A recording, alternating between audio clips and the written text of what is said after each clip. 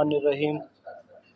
रब्बिश्रह ली सदरी व यस्सिर ली अमरी वहलुल उक़दतन मिन लिसानी यफ़क़हू क़ौली। बिरादरान हिंद, अस्सलाम वालेकुम रहमतुल्लाहि व बरकातहू।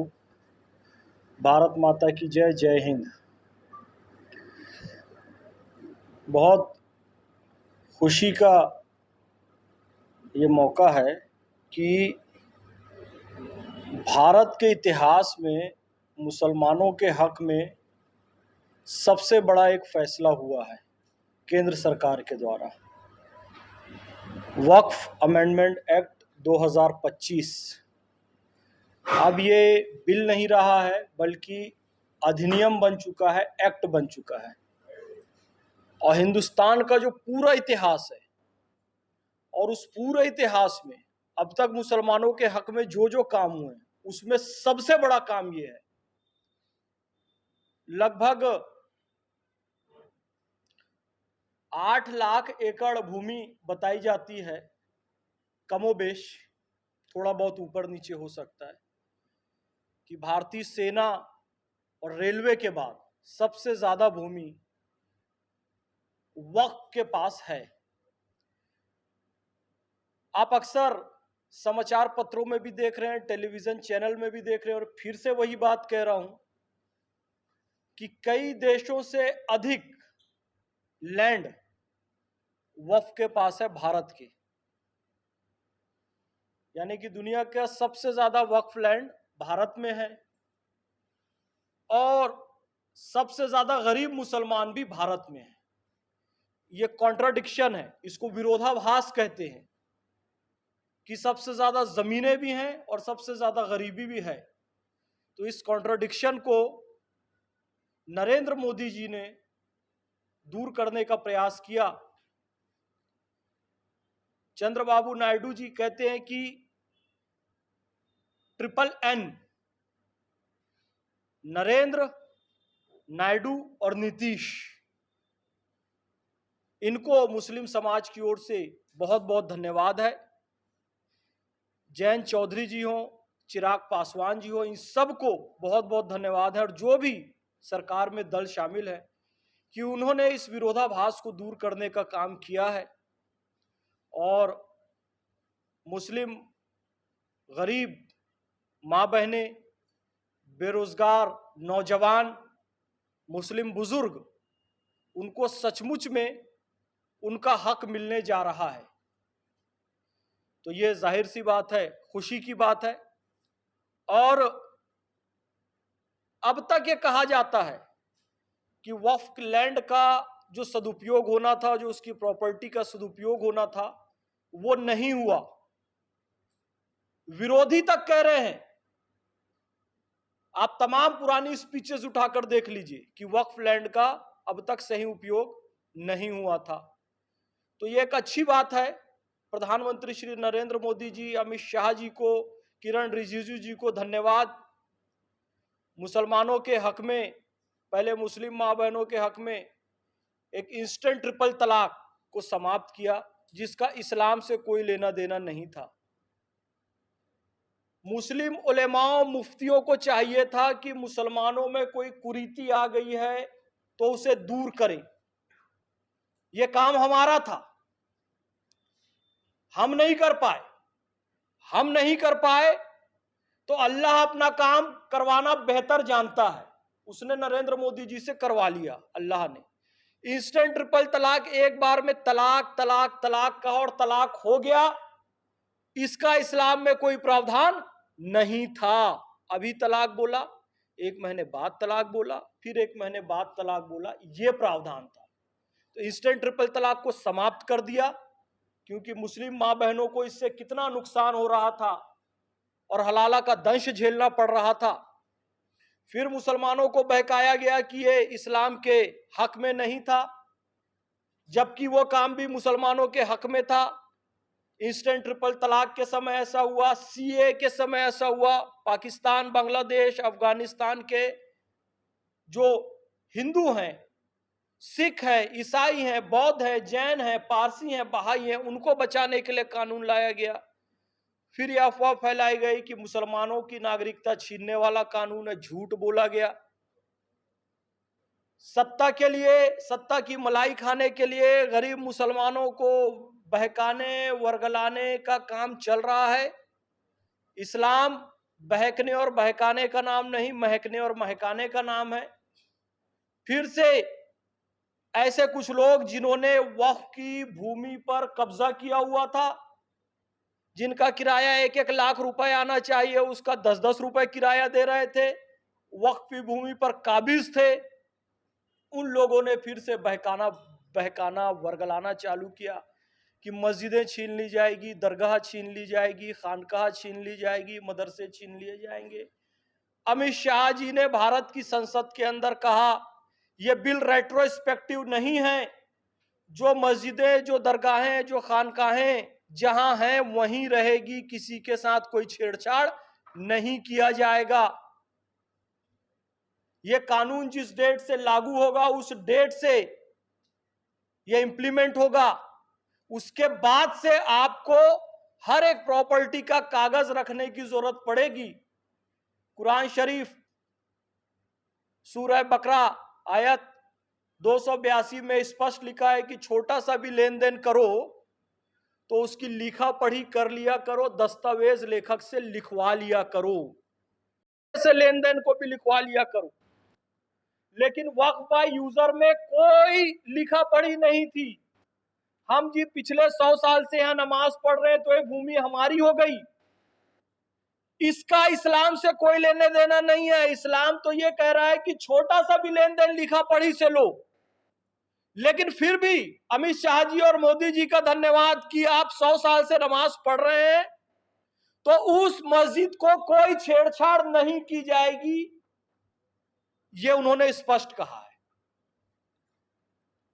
हां, जो अति हो रही थी, आपने सूरत म्युनिसिपल कॉरपोरेशन पर दावा ठोक दिया, तमिलनाडु के 1500 साल पुराने मंदिर पर दावा ठोक दिया, ईडन गार्डन पर दावा ठोक दिया, कभी भारत की संसद पर दावा ठोक दिया, कभी चंद्रशेखर आजाद पार्क प्रयागराज पर दावा ठोक दिया, कभी कुंभ की भूमि पर दावा ठोक दिया, और फिर उसकी सुनवाई भी कोर्ट में आप नहीं जा सकते, वक्फ के ट्रिब्यूनल में जाना पड़ेगा।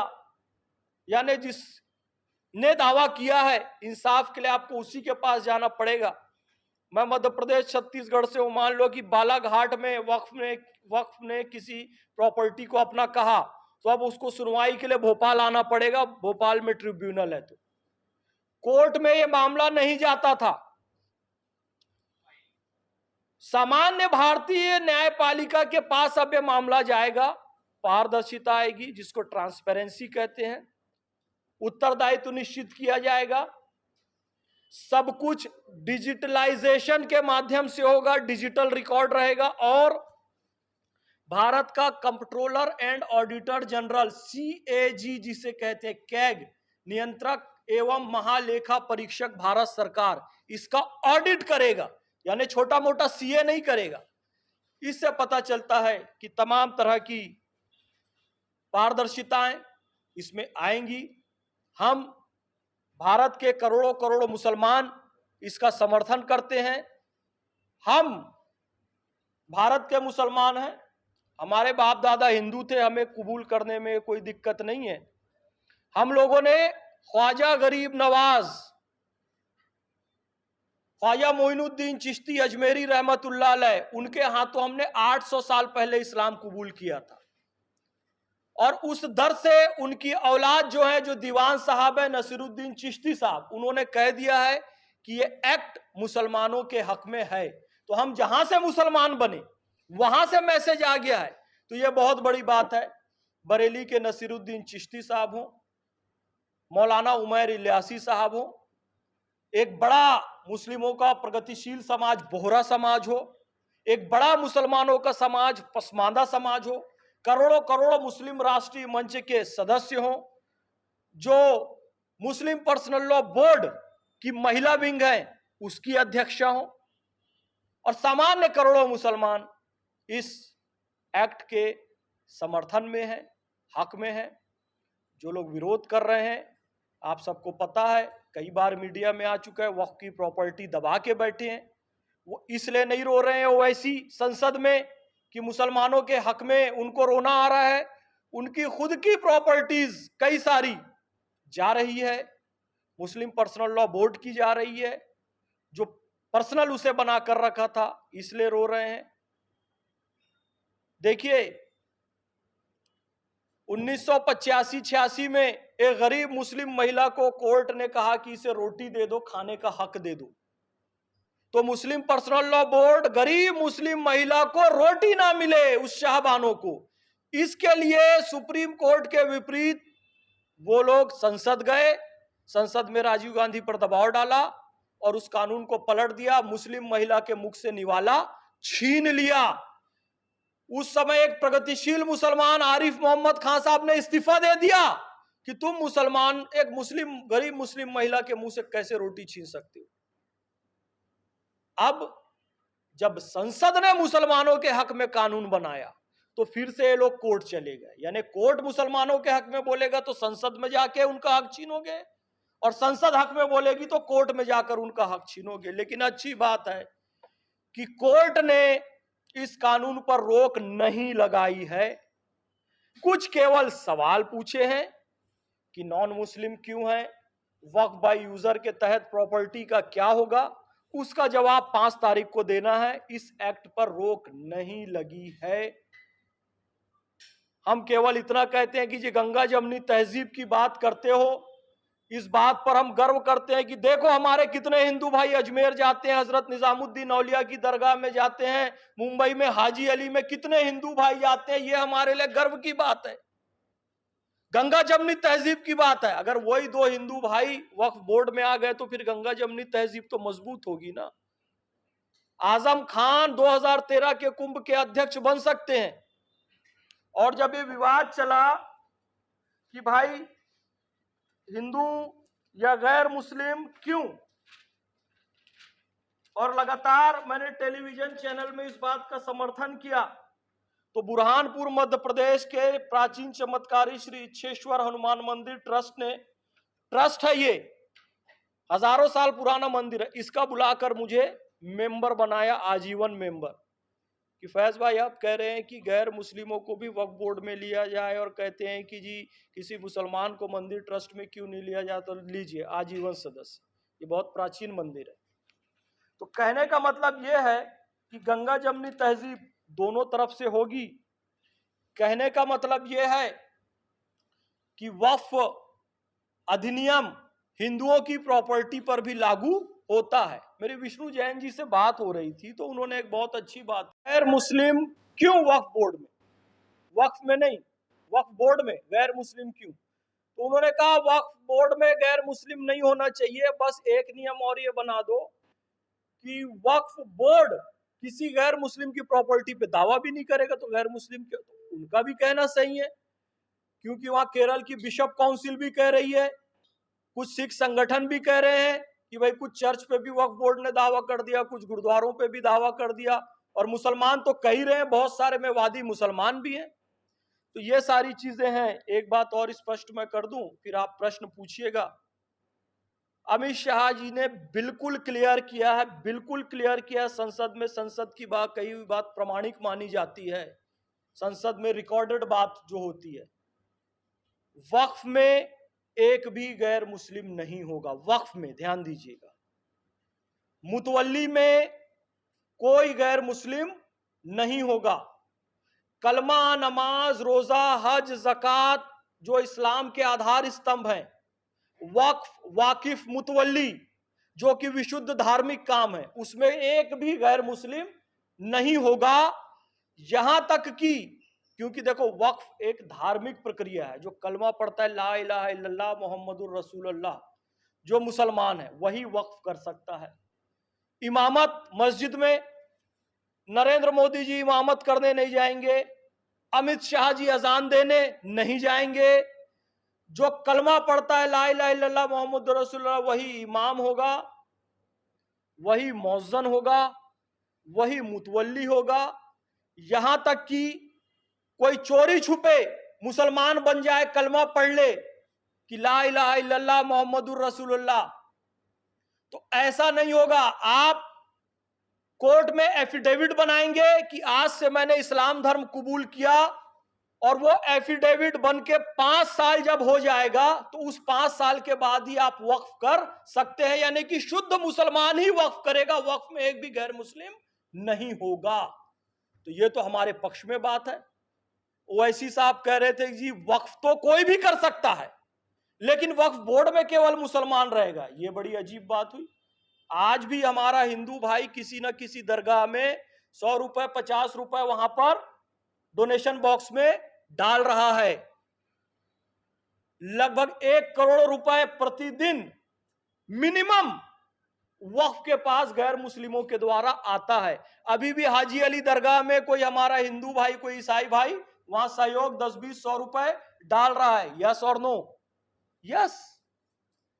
तो जब करोड़ों करोड़ रुपए ये लोग वक्फ को सहयोग कर रहे हैं, तो फिर ये आ जाए तो हम इसका स्वागत भी करते हैं, और फाइनली 5 तारीख को जो कोर्ट कहेगा उसे हम मानेंगे, क्योंकि देश की संसद न्यायपालिका का हम सम्मान करते हैं। मुस्लिम राष्ट्रीय मंच गो सेवा प्रकोष्ठ का राष्ट्रीय संयोजक होने का दायित्व तो मेरे पास है। मेरा नाम मोहम्मद फैज खान है। पूरा भारत 15,000 किलोमीटर पैदल चला हूं, 30 महीना पैदल चला हूं। इस देश में एकता, अखंडता और भाईचारे के लिए 80% टाइम हिंदुओं के घरों में रुका, मंदिरों में रुका, मठों में रुका। किसी ने फैज खान नाम सुनकर मुझे कंकर भी नहीं मारा, किसी ने मेरे साथ मॉब लिंचिंग नहीं की। तो इतना प्यारा हमारा देश है, इतने मोहब्बतों भरा वाला देश है। ये मोहब्बत बनी रहे, दुश्मनों के मंसूबे नाकामयाब हो, और हमारे देश में अमन, मोहब्बत, भाईचारा बना रहे, यही दुआ करते हैं। कोई प्रश्न हो तो आप जरूर पूछिएगा, ताकि कोई संशय ना रहे। नहीं है तो उनका विरोध करना आपको मतलब सही लग रहा है, नहीं लग रहा है? नहीं, देखो, आप इसको चलाओ खुल के, एडिट करके नहीं चलाना।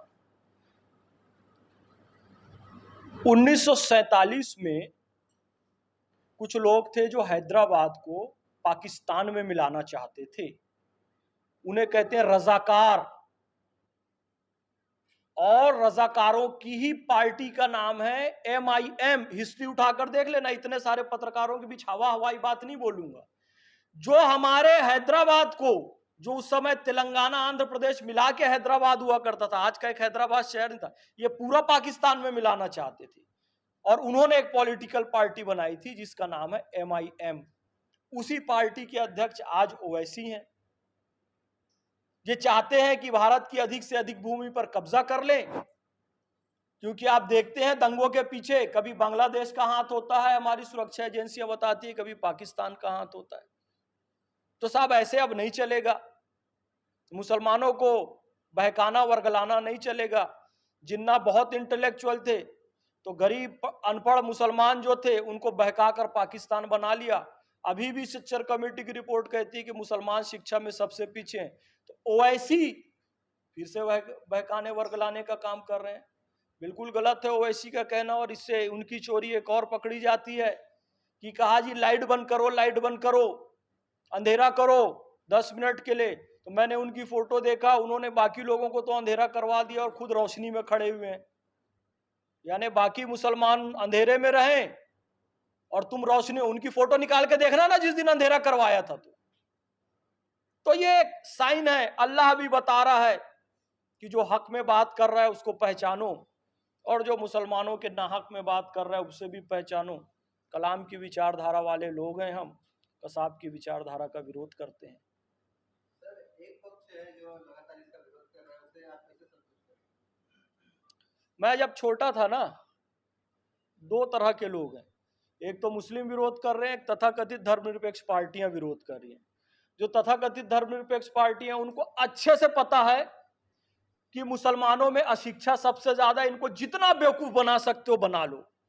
उनको पता है कि ये वक्फ एक्ट मुसलमानों के हक में है, लेकिन मुसलमानों को बहकाकर उनका वोट बैंक लेना है। वोट बैंक खिसक रहा है। पहले एक पार्टी के पास था, कई पार्टी के पास बटा। इंसिडेंट ट्रिपल तलाक के बाद कई सारा मोदी जी की तरफ भी चला गया। तो वो लोग 1 साल टोपी पहन के जाएंगे अवतार में, 5 साल मुसलमान को टोपी पहनाएंगे। तो उनको समझाना नहीं समझाना कोई मतलब ही नहीं है, वो समझे हुए हैं। हाँ, जो आम मुसलमान हैं उनको समझाने के लिए हम ये सारा प्रोग्राम कर रहे हैं। अब मैं जब छोटा था, मैं बताऊं, तो हमारे मोहल्ले में तकरीर होती थी, मौलाना आते थे, कहते थे देखो ये जो टीवी है ये शैतान का डिब्बा है, इसे लेकर आओ, इसे फोड़ो। तो कई लोग टीवी को फोड़ भी देते थे। हम जब बड़े हुए तो ये देखते अब मौलाना, वही मौलाना टीवी पर आकर कर मेरे चैनल को सब्सक्राइब करो, लाइक करो, फॉरवर्ड करो। अरे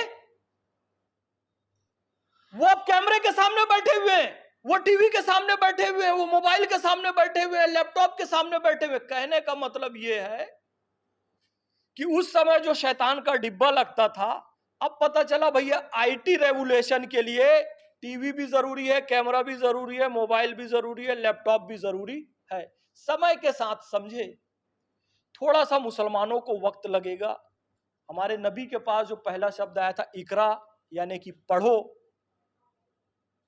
मुसलमान पढ़ाई में सबसे पीछे रह गया। थोड़ा सब समझेगा, पता चलेगा कि भैया ये टीवी, ये मोबाइल, ये सब जो था ये आईटी के लिए जरूरी था। आज पता चला इंस्टेंट ट्रिपल तलाक का खत्म होना भी जरूरी था, ये भी पता चलेगा। ये वक्फ अमेंडमेंट एक्ट ये भी जरूरी था। कुछ समय बाद मुसलमानों को इसका एहसास हो जाएगा। कैसे समझाएंगे? वही समझाने के लिए पूरे देश में हम प्रेस कॉन्फ्रेंस कर रहे हैं, गली गली भी जा रहे हैं, गांव गांव भी जा रहे हैं। मुसलमान का